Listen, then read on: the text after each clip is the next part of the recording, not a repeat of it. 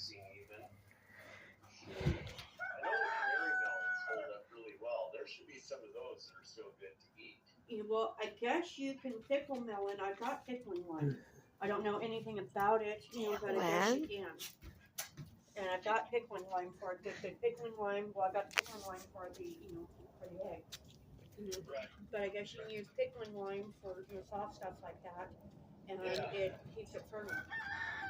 And I've had pickled watermelon rinds. They were quite tasty.